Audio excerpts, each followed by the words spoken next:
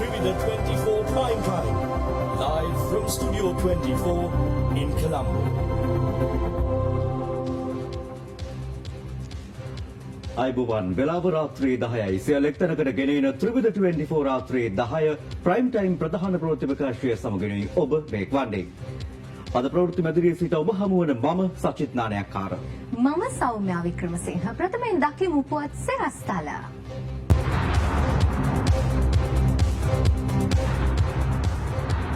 ගෘහස්ත laugh gas සිලින්ඩරයක මිල රුපියල් 1350කින් ඉහළට. නව මිල රුපියල් 4199ක්.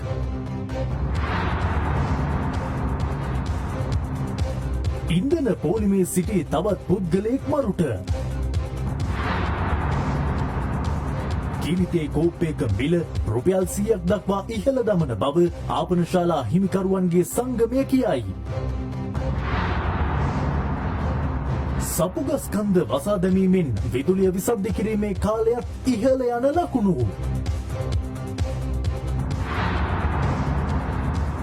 අර්බුදයෙන් ගොඩ ඒමට නම් ජාත්‍යන්තර සහාය අවශ්‍යයි. හිටපු ජනපති කියයි. මේ තිබෙන තත්ත්වයෙන් හදිසියේ රට තොරගන්න ජාත්‍යන්තර සහයෝගය අවශ්‍යයි.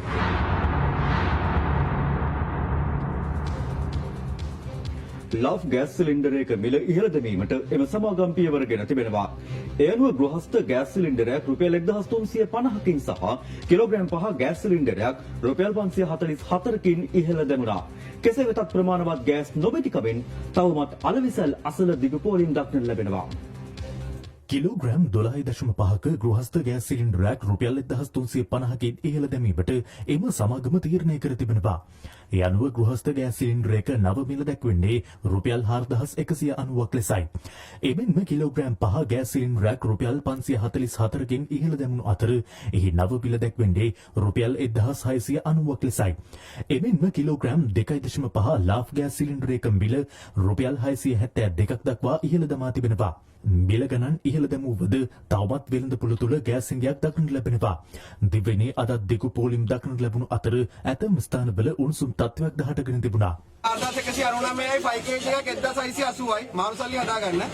4200 දැන් පුරුෂයාට ඔක නවත්තන්න.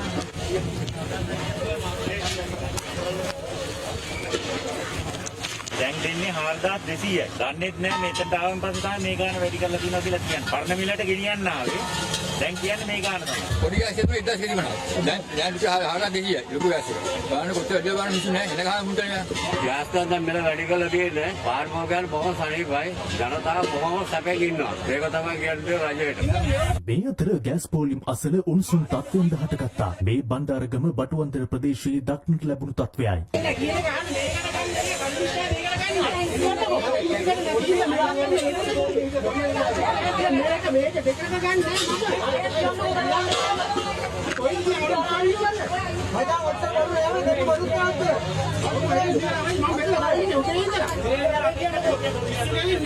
කරාපිටිය ප්‍රදේශයේ ජනතාවද ගෑස් ලබා දෙන ලෙස ඉල්ලමින් විරෝධතාවයේ නිරත වුණා.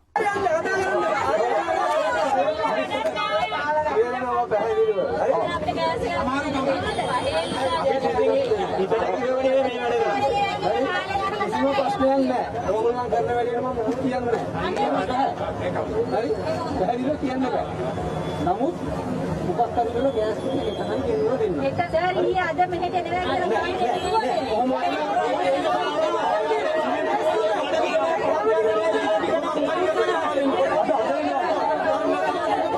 මේ අතර ඉන්ධන අර්බුදයේද තවමත් අවසන් වන නැහැ. ඉන්ධනහල් අසල තවමත් දෙගු පෝලිම් දක්නට ලැබෙනවා.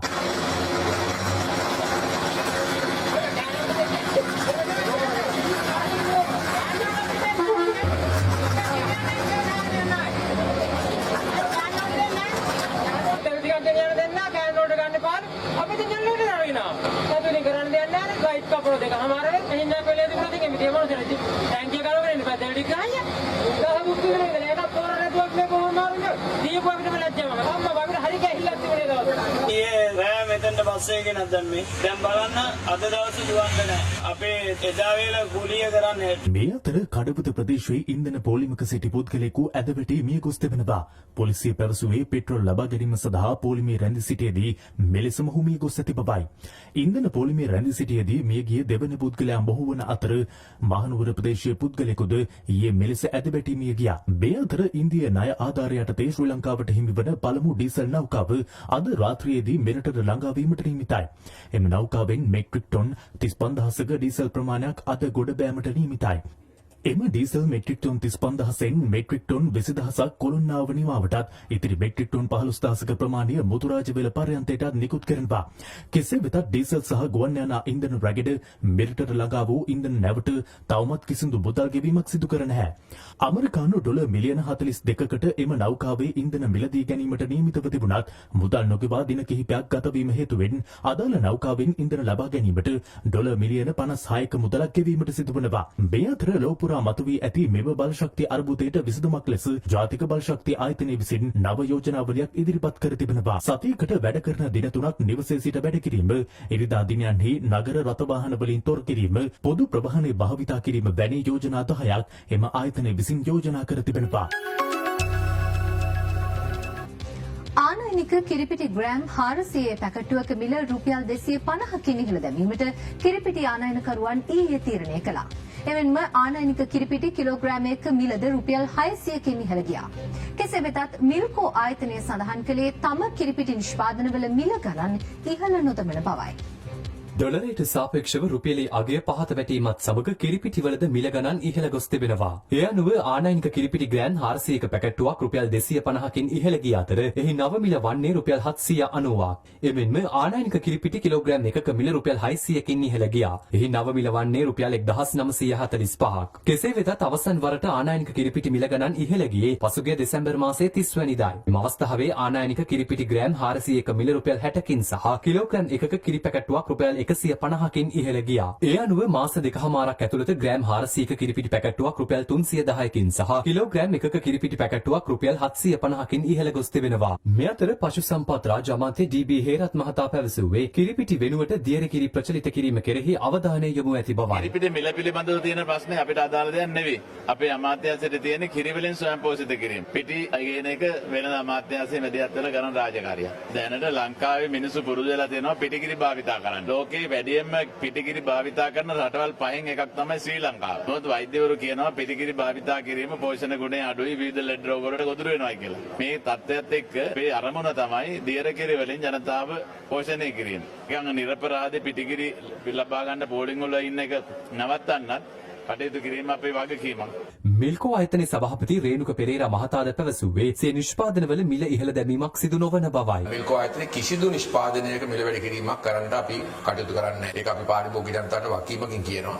පාරිභෝගික කටයුතු අධිකාරියෙන් ඉල්ලීමක්වත් ඔබතුමාලා කරලා නැද්ද? නෑ අපි කිසිදු ඉල්ලීමක් කරන්න අපි ඉල්ලීමක් කරන්න අවශ්‍ය නැහැ. අපේ දේශීය ගොවීන්ගේ ලබා ගන්නා කිරි ඉතාමත් ගුණාත්මක තත්ත්වයේ කිරි අපි ලබා ගන්න. ඒ කිරි වලින් අපි සියලුම නිෂ්පාදන කටයුතු කරගෙන යනවා. පයිලට් නාමය යටතේ පිටිකිරි බෙදා හැරීම අපි ආරම්භ කරනවා. ඒ මිලේ අපි කිසිදු වෙනසක් කරන්න අපේක්ෂා කරන්නේ නැහැ. පවතින තත්ත්වයේ හමුවේ අද මධ්‍යම රාත්‍රියේ සිට කිරිතේ එකක මිල රුපියල් 100ක් දක්වා ඉහළ දැමීමට සිදුවන බව ආපනශාලා හිමියන්ගේ සංගමේ සභාපති අසේල සම්පත් මහතා පවසනවා. පහුගිය දෙසැම්බර් නොවැම්බර් ඉඳලම මේ රටේ තුණා කිරිපිටි හිගයක්. දැන් නැවත කිරිපිටි පිළ වැඩි කරලා නැවත වෙළඳ පොළට මුදා හැරලා තිබෙනවා. මේ වැඩි කිරීමත් එක්ක අපේ ආපනශාලාවල අපි කිරිතේක නැවත පාරිභෝගික ලබා දීම සඳහා අපි මිල ගාණක් තීරණය කරලා එතන රුපියල් 100ක මිලකට අපි කිරිතේක අලෙවි කරන්න තීරණය කළා. මේ රුපියල් 100 දෙන කිරිතේක ජලබද්ධ සහිත කිරිතේකක් නෙමෙයි. අපි ආපනශාලාවෙන් කියනවා ඔබ කිරිතේක රුපියල් 100 අලෙවි කරන්න කිරි හැඳි 3ක් දාලා හොඳ ගුණාත්මක තේකක් ලබා දෙන්න. ඒක අවුරුද්දක් කැම්ප් වෙනස් කරන්නේ නැහැ. මොකද මිල ගාණ අඩු වුණොත් අපි අඩු කරනවා වෙන්නේ නැවත මිල වැඩි කිරීමක් අපි සිදු කරන්නේ නැහැ. කිරිපිටිවල මිල ගණන් මෙලෙස ඉහළ ගියද වෙළඳපොළ තුල තවමත් කිරිපිටි හිඟයක් පවතින අයුරු දක්නට ලැබෙනවා. කිරිපිටි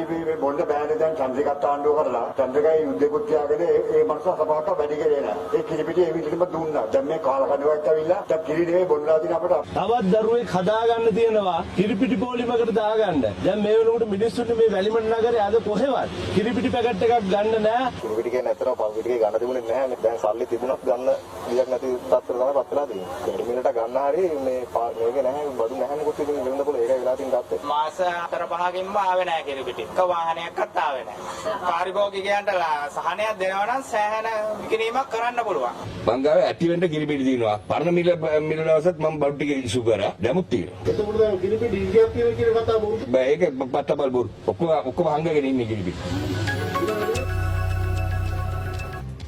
සපුගස්කන්ධ පිරිපහදුව වසා දැමීම හේතුවෙන් කඩතෙල් සංස්ථාව තවත් පාඩු විය හැකි බව එම සංස්ථාවේ හිටපු සභාපතිවරයෙකු වන ආචාර්ය සිරිල් සුදුවැල්ල මහතා පවසනවා. ප්‍රමාණවත් බොරතෙල් නොමැතිකම හේතුවෙන් තෙල් පිරිපහදුව අද මධ්‍යම රාත්‍රියේ සිට වසා දැමීමට පියවරගෙන තිබෙනවා. සපුගස්කන්ධ තෙල් පිරිපහදුව කනිජ තෙල් නොබැතිවීම හේතුවෙන් වෙනස වසා දමන්නේ 3 වන වතාවටයි. ඒ අනුව අද මධ්‍යම රාත්‍රියේ සිට තෙල් පිරිපහදුව తాවකාලික වසා දමන බව කනිජ තෙල් නීතිගත සංස්ථාවේ සභාපතිවරයා සඳහන් කළා. අපිට අවශ්‍ය බොරතෙල් නිසි පරිදි පවත්වා ගැනීම අපහසුතාවයක් මතු වුණා. ඒ අනුව අපිත් සමග තිබුණු ගිවිසුම් අනුව අපිට ලබා ගැනීම හැකියාවක් ලැබුණා. කෙසේ වෙතත් අපි දීර්ඝකාලීන දින 160ක ණය පදනමක් යටතේ දීර්ඝකාලීන බොරතෙල් සැපයුම් ගිවිසුමකට අපි ඇතුළත් වෙලා තියෙනවා. ඒ ගිවිසුම හරහා අපිට ඉන්ධන බොරතෙල් ලබාගත් ගැනීම ආරම්භ කරාට පස්සේ කිසිදු බාධාවකින් තොරව අපිට පිරිපහදු පවත්වාගෙන යන්න පුළුවන්. ඊට අමතරව අපි අප්‍රේල් මාසයේ සඳහා අවශ්‍ය බොරතෙල් ලබා ගැනීමට අවශ්‍ය කෙටි කාලීන ටෙන්ඩර් කීපයක් ඇඳවලා තියෙන්නේ. ඒ අනුව අපිට අප්‍රේල් මාසය තුළ නැවතත් පිරිපහදු වැඩ කටයුතු ආරම්භ කරන්න පුළුවන් කියන බලාපොරොත්තු අපිට තියෙනවා. කෙසේ වෙතත් කනිජ තෙල් වෘත්තීය සමිති පෙන්වා දෙන්නේ පවතින ගැටලු වලට විසඳුම තෙල් පිරිපහදුව වසා දැමීම නොවන බවයි. පිරිපහදුව වසා දැමීම හේතුවෙන් තවත් ගැටලු රැසක් මතුවී හැකි බව ඔවුන් පවසනවා. මේ මොහොත කියන්නේ අපේ රටේ කනිජ තෙල් ඉන්ධන අවශ්‍යතාවය මත බරපතල අර්බුදයට පත් වෙලා තියෙන මොහොතක්. ෂෙඩ් වල දීර්ඝ පෝලිම් බවට පත් වෙලා තියෙනවා. ජනතාව බරපතල අපහසුතාවට පත් වෙලා තියෙනවා. මෙන්න මෙවැනි අවස්ථාවක ඒ අපහසුතාවය තවත් උග්‍ර කරමින් ඒ අපහසුතාවයට උත්තරයක් දෙන්න අසමත් වෙන පාලකීන් තවත් මේක උග්‍ර තත්ත්වයට පත් වෙන තත්ත්වයක් තමයි නිර්මාණය වෙන්නේ. අද රෑ 8-9 වෙනකොට පිරිපහදුව බොරතෙල් සපයන්න බැරුව අකර්මණ්‍ය වෙනවා. නවතා දාන්න සිද්ධ වෙනවා. ගිනි දැල්ල නිවි යාමේ තත්ත්වයක් බවට පත් වෙනවා. මාස 3-4ක් පිරිපහදුව ආරම්භ කරන්න බැරුව දිග්ගැසුනොත් ඒකට බොරතෙල් ගෙනාවේ නැත්තම් දීර්ඝ කාලීනව පිරිපහදුව නැවත ආරම්භ කරන්න බැරි සෝචනීය තත්ත්වයකට පත් වෙන්න පුළුවන්.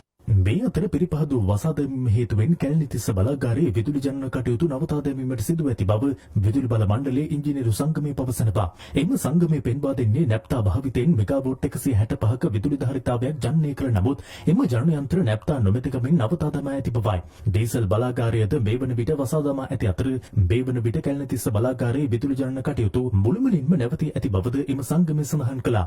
වෘත්තීය සමිති පෙන්වා දෙන්නේ මේ හේතුවෙන් විදුලි විසන්ධීකරණ කාලයද ඉහළ යා හැකි බවයි.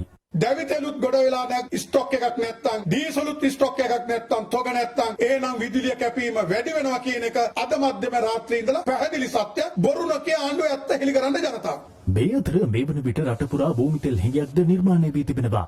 වෘත්තීය සමිති පවසන්නේ පිරිපහදුව වසා දැමීමෙන් මෙම තත්වය තවත් ඉහළ යා හැකි බවයි. බැරල් එකක් දාලා බැරල් එකෙන් එළියට එන පෙට්‍රල් සහ ඩීසල් විතරක් කතා කරලා මදි. තව භූමි තෙල් අපිට අවශ්‍යයි. භූමි තෙල් ආනයනය කරනවා පිරිපහදුව නැත්තම් ඒ නිසා අපි එකයි කියන්නේ අකණ්ඩව පිරිපහදුව පවත්වා ගැනීමේ අවශ්‍යතාවයක් තියෙනවා කියලා. සපුගස්කන්ධ තෙල් පිරිපහදුව වරින් වර වසා දැමීමෙන් කනිජ තෙල් සංස්ථාවට තවත් පාඩු විඳීමට සිදුවන බව එම සංස්ථාවේ හිටපු සභාපතිවරයෙකු වන ආචාර්ය සිරිල් සුදුවැල්ල මහතා පවසනවා. පිරිපහදුව යාත්‍රාවෙන්ම රඳා පවතින්නේ ඒක දිගටම බොරතෙල් සැපීම උඩ. සපුගස්කන්ධ පිරිපහදුවේ එක බොරතෙල් නවා කියලා ඒක පිරිපහදුව වල ඉවර කරලා ආයෙ වහනවා. අනිත් ඕක ඉතින් සාර්ථක ක්‍රමයක්වත් නෙවෙයි. ඒකෙන් කිසිම ආකාරයක බලාපොරොත්තු ලාභයක් ලබන්න බෑ.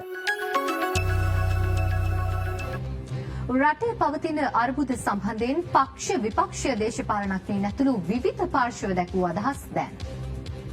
අපි දන්නවා රටේ අමාරු වෙලාවක් මේ තියෙන්නේ. මේ ඩොලර් ප්‍රශ්නේ අර්බුදයේ හමුවේ ආර්ථික ප්‍රශ්න හමුවේ ඇත්තටම ආණ්ඩුවක් අප්‍රසාදයට ලක් වෙන්න සියලු කාරණා යෙදিলা තියෙනවා බොහෝ දුරකට. මේ තියෙන අමාරු කාලේ ගොඩ එන්න නම් වෙනමක් නැහැ. ශ්‍රී ලංකා පොදු ජන පෙරමුණ මූලික වෙලා මේ නිර්මාණය කරපු රජය රැකගෙන මේ රජයත් එක්ක එකතු වෙලා ශක්තිමත් කරලා ඉදිරියට යනවා මිසක් අපිට වෙන කිසිම දෙයක් පේන්නේ නැහැ. වෙන විකල්පයක් අපිට පේන්නේ නැහැ. අපේ පක්ෂේ නිර්මාතෘ බැසිල් රාජපක්ෂ මැතිතුමාට ඊයේ ඉන්දියාවෙන් ලොකු සහනයක් එහෙම අපිට ලැබුණා. බැසිල් මැතිතුමා සියලු ප්‍රශ්න විසඳන්න මේ ඩොලර් බිලියන එක හරියනවා කිව්වට මේ අවුරුද්දේ තව බිලියන 6මාරක් අපි ණය ගෙවන්න තියෙනවා. එතකොට ඒ සල්ලි ටික කොහොමද හොයාගන්නේ කියන ප්‍රශ්නේ තාම විසඳුමක් නැහැ. ඉතින් ඒක නිසා මේ ගත්ත ණය මුදල එදා වේල ගත කිරීමට පමණයි. මේ ආණ්ඩුව මේ කරන්නේ මේ ලංකාව තවත් ඉන්දියාවේ ප්‍රාන්තයක් කරන එක විතරයි කරන්නේ. කයිය ගහන්නේ ඔක්කොම කොරාපු අය තමයි. එක්කම බොහොට්ටුවෙන් ඡන්දේ ඉල්ලලා කොරන්න කට්ටියක් කියලා ඒගොල්ලොත් ඔක්කොම කරපු කට්ටිය තමයි. හැබැයි ගෝඨාභය ජනාධිපතිතුමාත් එක්ක මහින්ද අගමැතිතුමාත් එක්ක මුදල් අගමැතිතුමාත් එක්ක ඒගොල්ලෝ කොරන්න බැහැ කියන එක මම දන්නවා පැහැදිලිවම. කොරලා වෙන්න පොයි. ඒ නිසා තමුන්නාන්සලා කලබල වෙන්න අවශ්‍ය නැහැ. තව මාස ගානක් තුල මේ රට නිවැරදි මාර්ගයකට අරන් යනවා. මේ පාලකයන් අපි එදත් කිව් පරිදිම හිරිවැටුණු ස්වභාවික ජීවත් වෙන ජනතාව හෝලින්වල බාණ්ඩිගේ මහමග ඇද වැටෙන තත්වයකටත් පත් කොට තිබෙනවා. මෙම අර්බුදේ ඔහේ ගලාගෙන යන්න දීලා ජනාධිපතිවරයා පසෙකට වී ආණ්ඩුව පසෙකට වී මුස්ලිම් විරුද්ධව බලාගෙන ඉන්න තත්වයක් අද මතුවී තිබෙනවා. 2180 කට තිබිච්ච ගෑස් එක 4199ට ගියාම උඩ ගිහිල්ලා බිම වැටෙනවා. මොකද හේතුව රුපියල් 1500කින් ගෑස් ගිහිල්ලා තියෙනවා. දැන් යන මිල හොයාගන්න බැරි තැනකටපත් වෙලා තියෙනවා. දැන් හෙට අනිද්දා වෙනකොට ආපහු මම හිතන්නේ ලයිට් බිල ඒකක 30ක් තිබුණ මිලට වඩා 100%කින් වැඩි වෙනවා. ලයිට් දාන්න නෙමෙයි ලයිට් දිහා බලාගෙන ඉන්න තමයි තියෙන්නේ. ලයිට් දාන්න නැතුව. ෆෑන් එක දිහා බලාගෙන හිටියගේ ෆෑන් එකක් තියෙනවා කියලා හිතුවා. එතෙන්ට වැටලා තින්නේ අපි. පිටතර අපේ ගම් වල ජීවත් වෙන මනුස්සයන් මඤ්ඤොක් කලයක් කන්න පුළුවන්කම තිබෙනවා. හුලං කීරාලයක් කන්න පුළුවන්කම තිබෙනවා. කිරියාලයක් කන්න පුළුවන්කම දෙනවා බඩගින්නට. නමුත් ඔවුන්ට අද පාන් කන්න බෑ. පාන් මෙච්චර ගණන් ගිහලා බණිත් කිරියක් කන්න බෑ ළමයි අඩනකොට. මාර් බිස්කට් එකක් දෙන්න බැරි අත්යක් අද අහත උසර මෙයා කොට ගිහිල්ලා. ගෑස් 4000 ගන්න ගිහිල්ලා තිබෙනවා. එකින් එක කියන්නේ කිව්වොත් බෙලම පට්ටවල ලියන්න වෙලා තිබෙනවා. මේවා මේ ආකාරයෙන් වැඩ කරන්නේ ජනතාව ජීවත් කරවන්නද එහෙම නැත්නම් ජනතාව නොමරා මරන්නද කියන එකයි මගේ ප්‍රශ්නේ. ප්‍රතිප්‍රකාශයෙන් කෙටි විරාමයක් දැන්. තවත් පුවත් බලාපොරොත්තු වන්න. ඔබ නැවතත් ත්‍රිවිධ 24 සමග 2015 වසරෙන් පසු නතර කර දැමූ උතුරේ සංවර්ධන කටයුතු යලි ආරම්භ කරන බව අග්‍රාමාත්‍ය මහින්ද රාජපක්ෂ මහතා පවසනවා. අග්‍රාමාත්‍යවරයා මේ බව සඳහන් කළේ යාපනයේ විශේෂිත ආර්ථික මධ්‍යස්ථානයේ විවෘත කිරීමේ අවස්ථාවට එක් වෙමින්. යාපනයේ සංචාරයක නිරත අග්‍රාමාත්‍ය මහින්ද රාජපක්ෂ මහතා අද යාපනයේ විශේෂිත ආර්ථික මධ්‍යස්ථානයේ විවෘත කළා.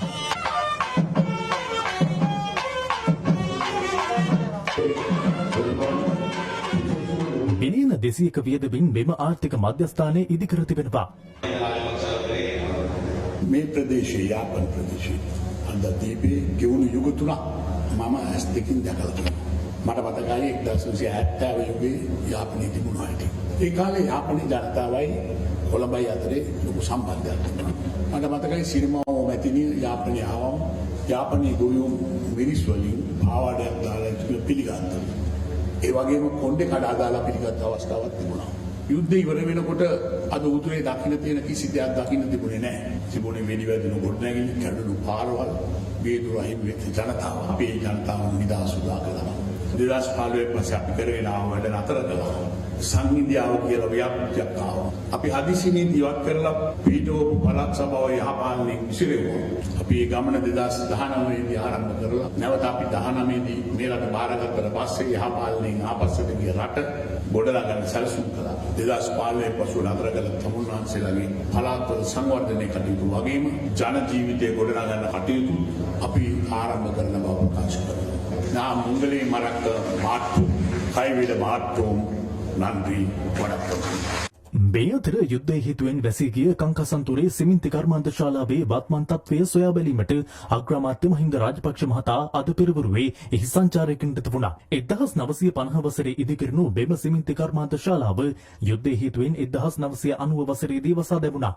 බෙම කර්මාන්ත ශාලාවේ ප්‍රයෝජනයට ගත හැකි ගොඩනැගිලි පමණක් ඉතිරි කොට සෙසු ගොඩනැගිලි සංවර්ධන කටයුතු සඳහා කඩා ඉවත් කිරීමට කැබිනට් අනුමැතිය හිමි වුවත් එම ගොඩනැගිලි වලින් 80%ක් පමණ ප්‍රතිසංස්කරණය කර ප්‍රයෝජනයට ගත හැකි බව අග්‍රාමාත්‍යවරයාගේ සංචාරය හේතුවෙන් හෙළි වී ඇතැයි අග්‍රාමාත්‍ය මාධ්‍ය ඒකකය සඳහන් කළා. මේ අතර පූජ්‍ය අතපත්තු කන්දේ ආනන්ද හිමියන්ට සද්ධර්ම කීර්ති ශ්‍රී ධම්මරතන ඥානතිස්ස යන ගෞරව නාමය සහිත දක්ෂිණ ලංකාවේ සමස්ත බල සම්පන්න ප්‍රධාන අධිකරණ සංඝනායක පද පිරිනැවීම අද ජනාධිපති ගෝඨාභය රාජපක්ෂ මහතාගේ සහ අග්‍රාමාත්‍ය මහින්ද රාජපක්ෂ මහතාගේ ප්‍රධානත්වයෙන් පැවැත්වුණා. ශ්‍රී සන්නස්පත්‍ර ප්‍රධානෝත්සවය අද පැවැතුනේ බණ්ඩාරනායක සම්මන්ත්‍රණ ශාලාවේදී.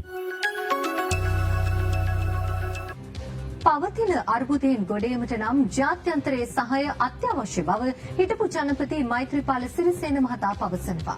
ඔහු මේ බව සඳහන් කළේ අද මාතර දෙවිනුවර ශ්‍රී විෂ්ණු දේවාලයට පැමිණ ආශිර්වාද ලබා ගැනීමෙන් අනතුරුවයි. හිටපු ජනපති මෛත්‍රීපාල සිරිසේන මහතා අද දහවල් දෙවිනුවර ශ්‍රී පරමචිත්‍රාරාම විහාරස්ථානයට ගොස් ආශිර්වාද ලබා ගත්තා. මෛත්‍රීපාල සිරිසේන මහතා දෙවිනුවර ශ්‍රී විෂ්ණු දේවාලයට ගොස් ආශිර්වාද ලබා ගැනීමට නියමිතව තිබුණා. මේ හේතුවෙන් එම දේවාලයේ තේවා කටයුතු తాවකාලිකව නතර කර තිබූ අතර මෛත්‍රීපාල සිරිසේන මහතා පැමිණීමට පෙර දේවාලයට පැමිණි පුද්ගලෙක් තේවාව යලි ආරම්භ කිරීමේ වේලාව පිළිබඳව විමසා තිබුණා. එහිදී ඇති වූයේ මෙවන් තත්ත්වයක්.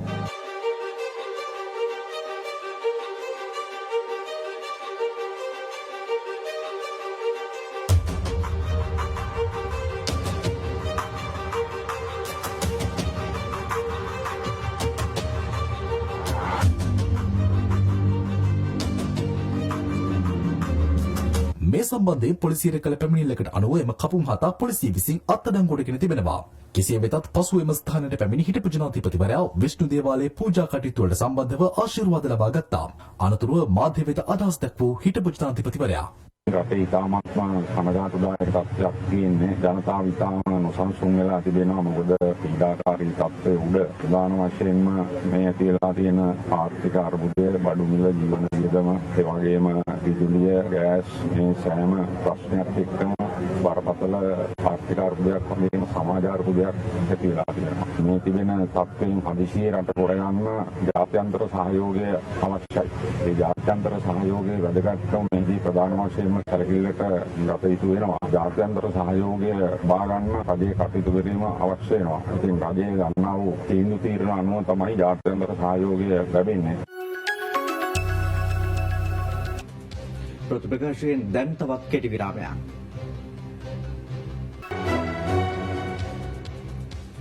ඔබ නැවතත් ත්‍රිවිධ 24 ප්‍රයිම් ටයිම් ප්‍රවෘත්ති ප්‍රකාශය සමග ලොව සතුටින්ම දිවිගෙවෙන ජනතාවක් වෙසෙන රටවල් අතරින් ශ්‍රී ලංකාව 127 වන තැනට පත්ව තිබෙනවා. මෙවරත් ඒ පළමු තැනට පත්ව ඇත්තේ ෆින්ලන්තයයි. අදට යෙදෙන ලෝක සන්තෘෂ්ටි දිනයට සමගාමීව එක්සත් ජාතීන්ගේ සංවිධානය විසින් වාර්ෂිකව මෙම දර්ශකය ප්‍රකාශයට පත් කරනවා. ලොව සතුටින්ම දිවිගෙවන ජනතාව ඇතුළත් දර්ශකයේ ශ්‍රී ලංකාවට හිමිව ඇත්තේ 127 වන ස්ථානයයි. රටවල් 146ක් යොදා ගනිමින් මෙම දර්ශකය ඉදිරිපත් කර ඇති අතර පසුගිය වසරේ ශ්‍රී ලංකාවට එහි හිමි වුණේ 129 වන ස්ථානයයි. ලොව සතුටින්ම සිටින ජනතාව දිවිගෙවන රටවල් අතුරින් අඛණ්ඩව 5 වන වරටත් ප්‍රමුඛ ස්ථානයට පත්ව ඇත්තේ ෆින්ලන්තයයි.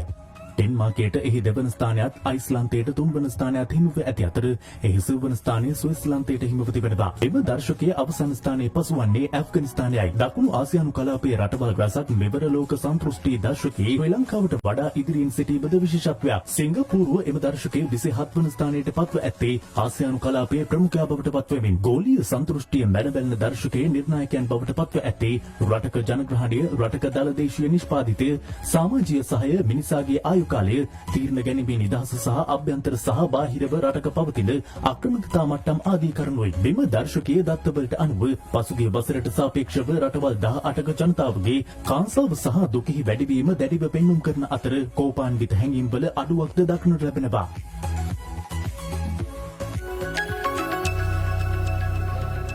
යුක්‍රේනයේ මයිකොලයිව් ප්‍රදේශයේ පිහිටි හමුදා බැරැක්කයක් ඉලක්ක කරගනිමින් රුසියාව ගුවන් ප්‍රහාර එල්ල කර තිබෙනවා.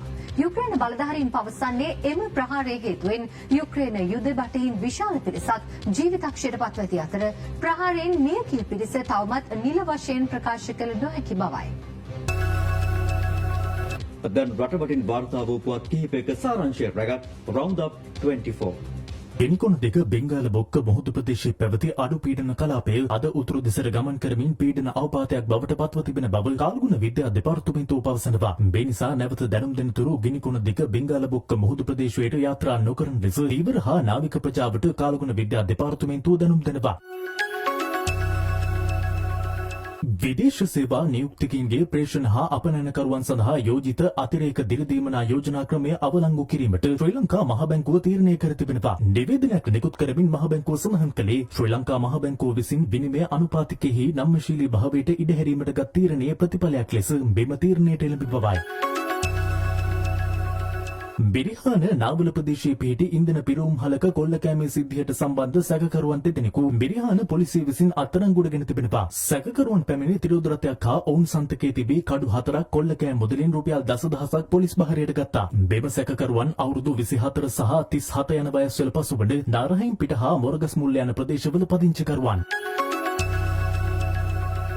බන්ධනාගාරගතව සිටින හිටපු පාර්ලිමේන්තු මන්ත්‍රී රංජන් රාමනායක මහතා අද කොළඹ ජාතික රෝහලට ඇතුළත් කර තිබෙනවා. රංජන් රාමනායක මහතාව විකලාංග සායනීට අද උදෑසන ඉදිරිපත් කිරීමෙන් පසුව වැඩිදුර ප්‍රතිකාර සඳහා මෙලෙස රෝහල්ගත කළ බව බන්ධනාගාර මාධ්‍ය ප්‍රකාශකවරයා සඳහන් කළා. දැන් අපි සූදානම් ක්‍රීඩා පිටිය වෙත අවධානය යොමු කරන්න.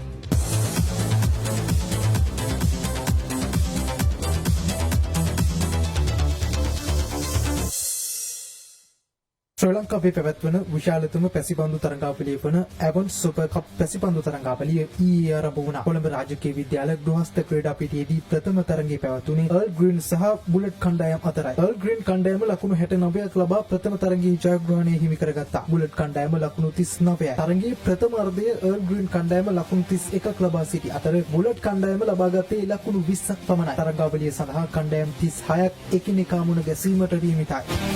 ශ්‍රී ලංකා රග්බි පාපන්දු සංගමයේ සංවිධානය කරන අන්තර් සමාජ ලීග් රග්බි තරඟාවලියේ ප්‍රථම පටේ අවසන් තරඟයේ ඊයේ පැවතුණා. ඒ පොලිස් කණ්ඩායම් සහ යුද හමුදා කණ්ඩායම් අතරයි. මෙම තරඟයේ බම්බලපිටිය පොලිස් ක්‍රීඩාංගණයේදී පැවති අතර 25ට 7ක් ලෙස එහි ජයග්‍රහණය පොලිස් ක්‍රීඩා සමාජය හිමි කරගත්තා. ප්‍රථම භාගයේ අවසන් වන විට පොලිස් ක්‍රීඩා සමාජය 25ට 0ක් ලෙස පෙරමුණේ පසු වුණා. ජයග්‍රාහී පොලිස් ක්‍රීඩා සමාජය උත්සාහක දිනුම් 4ක් වාර්තා කළ අතර එයින් පරිවර්තනයක් සහ දඬුවම් පහරක්ද සාර්ථක කර ගැනීමට පොලිස් ක්‍රීඩා සමාජය සමත් වුණා. ශ්‍රී ලංකා යුද හමුදා ක්‍රීඩා සමාජ කණ්ඩායම උත්සාහක දිනුම් 1ක් වාර්තා කළ අතර එයින් එක් පරිවර්තනයක් සාර්ථක කරගත්තා.